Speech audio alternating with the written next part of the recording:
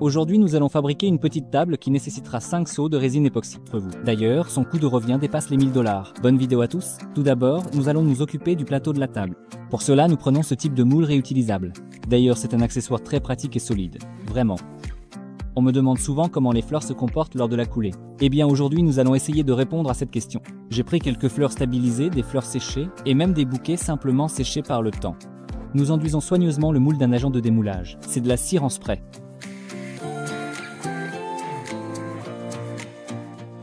L'étape suivante consiste à disposer la composition.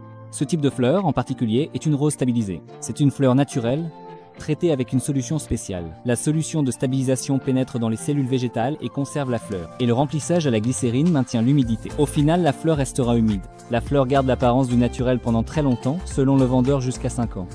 Mais une telle beauté coûte aussi cher qu'une aile d'avion. D'ailleurs, j'ai payé plus de 50 $, soit 4000 roubles pour cette petite boîte, ce qui n'est pas le cas du bouquet séché, dont le prix est gratuit. Nous allons donc comparer la différence lors du coulage.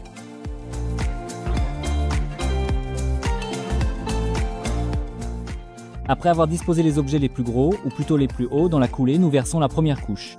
Pour cela, j'utilise la résine universelle Art Eco, car la couche de coulée est fine et la résine sèche en une journée, ce qui nous convient parfaitement étant donné qu'il y aura de nombreuses couches. Nous colorons généreusement la première couche avec un colorant noir et nous la versons comme si c'était avec un seau.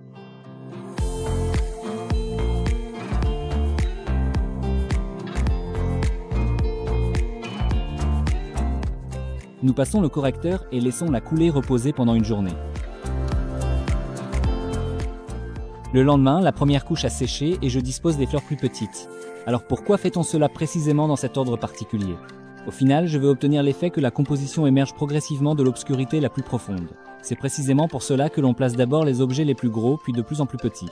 Si l'on place tout sur un seul niveau, les plus petits objets disparaîtront tout simplement, car ils seront recouverts de résine noire.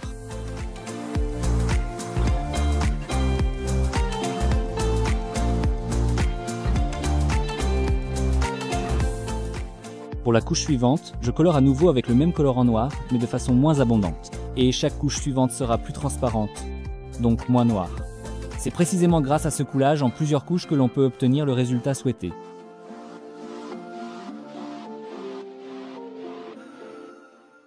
Pour que les fleurs restent bien à leur place et au bon niveau, on coule une couche intermédiaire.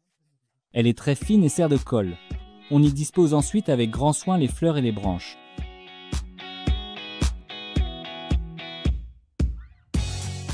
Après séchage, on coule la couche intermédiaire principale.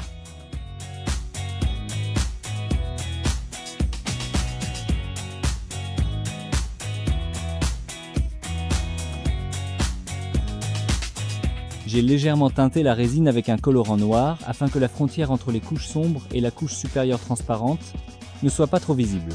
Cette astuce permet d'atténuer au maximum cette différence. Au final, les objets les plus fins en termes d'épaisseur se trouvent sur la couche supérieure, comme par exemple la fougère.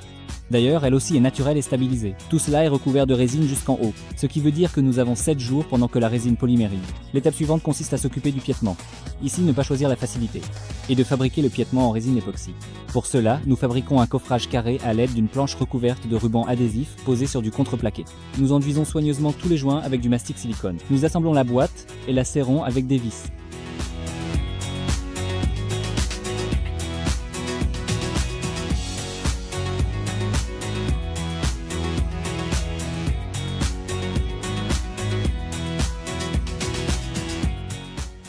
Nous isolons tout le périmètre avec le même mastic silicone et nous l'étalons avec le doigt tout autour.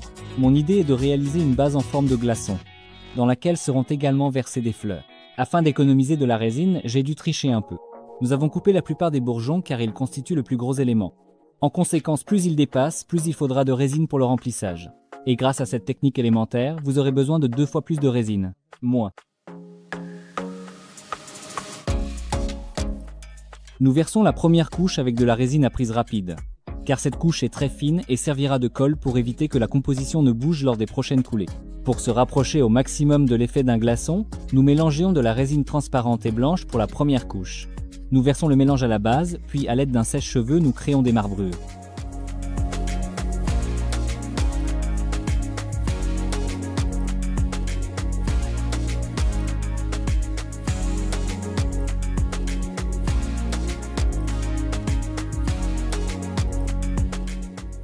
Après quelques minutes, nous disposons les fleurs, et là il devient évident pourquoi nous avons coupé la moitié du bouton. Au final, nous devons obtenir 4 panneaux identiques à partir de cette préparation, c'est pourquoi nous réalisons 4 compositions.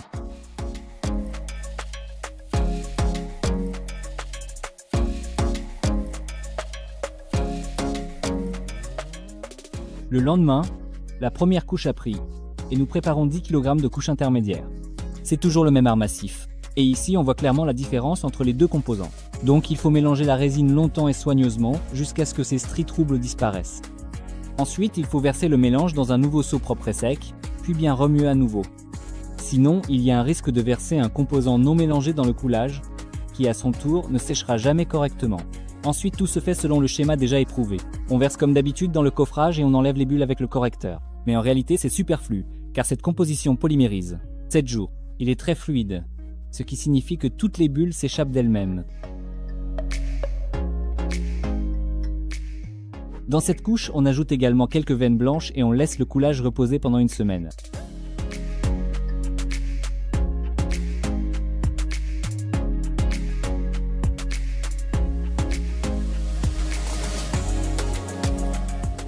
Pendant ce temps, le plateau est déjà sec. Je pense que ceux qui ont déjà essayé de réaliser un coffrage rond de qualité n'ont pas besoin qu'on leur explique tous les avantages d'une telle forme. Et pour ceux qui n'ont jamais fait de coffrage rond, je vais quand même expliquer. Plus de 10 coulées ont été réalisées avec ce moule en particulier, ce qui se voit d'ailleurs aux traces de marteau. Le moule est très solide et reste encore parfaitement étanche à 100%. Et compte tenu de la somme que nous avons économisée sur le mastic et les matériaux jetables, il est rentabilisé depuis longtemps.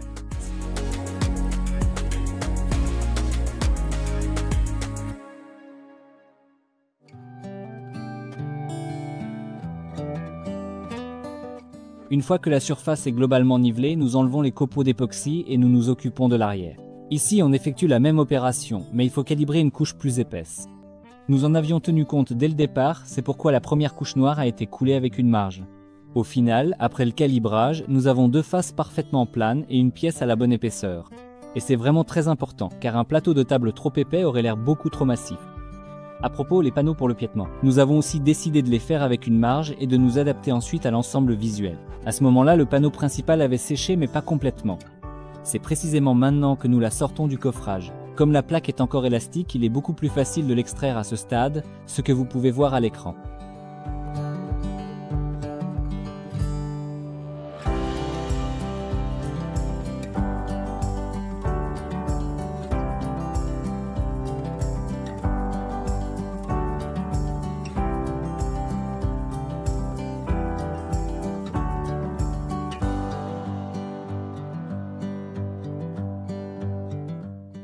La première chose à faire après le déballage est de découper la plaque en 4 parties égales.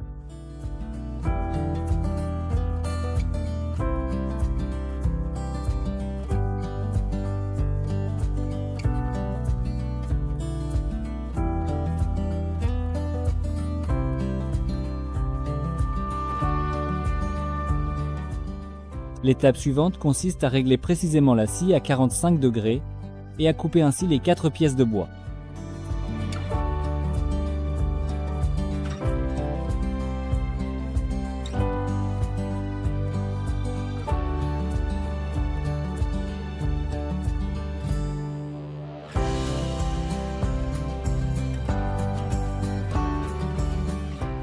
Nous assemblons rapidement le caisson afin de vérifier les proportions. Nous nous rendons alors compte que la taille du piétement est tout simplement énorme pour un tel plateau, alors nous le faisons presque 2 fois plus petit.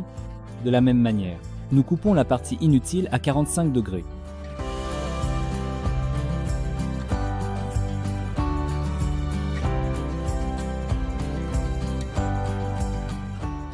Et après 15 minutes, le résultat ressemble déjà beaucoup plus à ce qu'il devrait être. Cela signifie que nous pouvons continuer. Comme vous vous en souvenez, je veux obtenir un piétement en forme de bloc de glace. Pour cela, nous assemblons les 4 panneaux en une seule structure de cette manière, en les fixant symboliquement avec de la colle gel.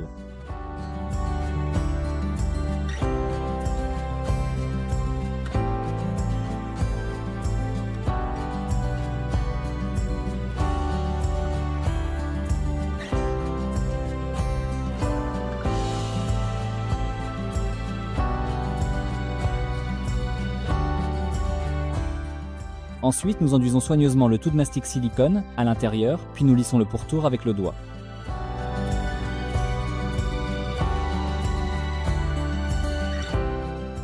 Pendant que le silicone sèche, nous coupons le polystyrène extrudé en carrés à partir desquels assemblerons une pyramide comme celle-ci.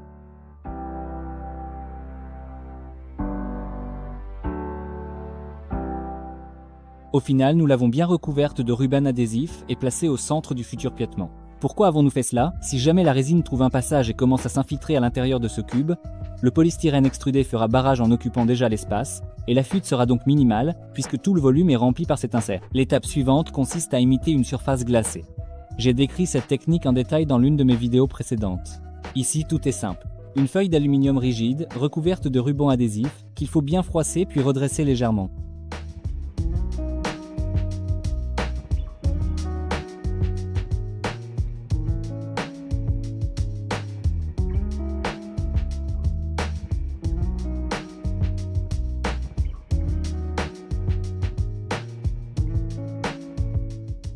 Nous allons tapisser l'intérieur du coffrage avec cette feuille d'aluminium, mais au préalable nous versons du plastique de coulée sur l'envers, car le volume de résine sera important, et sous son poids l'époxy aplanira les plis de l'aluminium. L'aspect extérieur et l'effet de glace seraient altérés, ce plastique va rigidifier l'ensemble et la feuille d'aluminium gardera la forme souhaitée. La suite est claire et visuelle. Nous enveloppons le contreplaqué avec la feuille d'aluminium renforcée et nous fabriquons 4 panneaux de ce type, qui formeront la boîte du coffrage.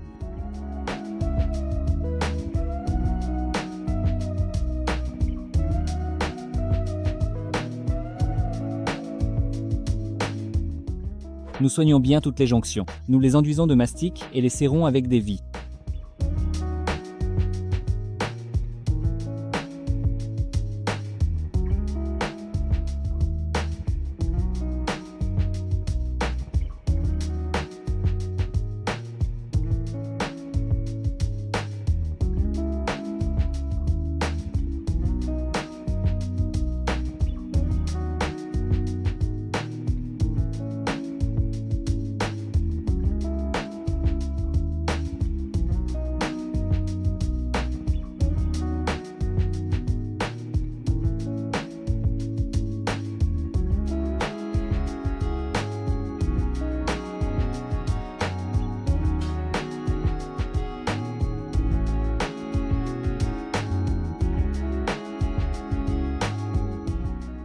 Après quelques heures, lorsque le silicone a séché, nous remplissons le moule jusqu'en haut, toujours avec la même composition, l'art massif. En fait, il n'y aura plus rien à faire avec le piétement. Et après avoir retiré le coffrage, nous obtiendrons un piétement glacé brillant prêt à l'emploi. Nous laissons la coulée reposer pendant 7 jours et nous revenons au plateau de table.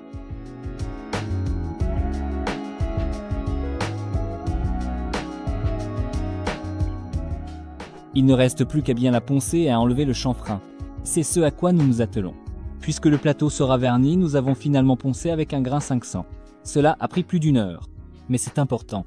Si on n'enlève pas soigneusement les traces du grain précédent du papier de verre, elles seront visibles sur le vernis, même après le polissage. Car le matériau a tendance à se rétracter. C'est précisément à ce moment-là que les traces de ponçage grossier mal éliminées apparaissent du papier de verre.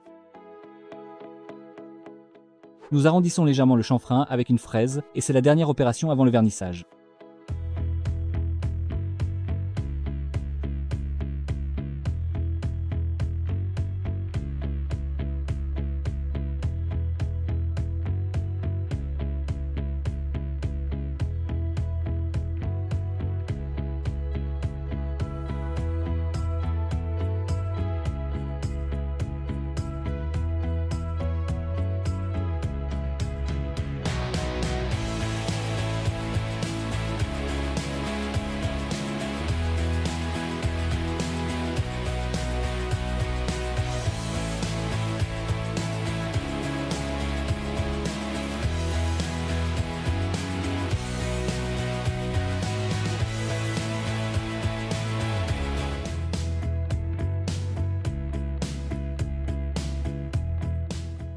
Comme vous pouvez le voir, les roses stabilisées n'ont pas très bien réagi à l'inclusion dans la résine. Elles ont partiellement absorbé la résine et ont un peu perdu de leur aspect, ce qui n'est pas le cas des simples fleurs séchées.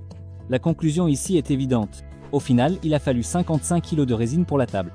C'est 65 000 roubles. En tenant compte de tous les autres consommables, rien que pour les matériaux, cela a coûté plus de $1 ou 75 0 roubles.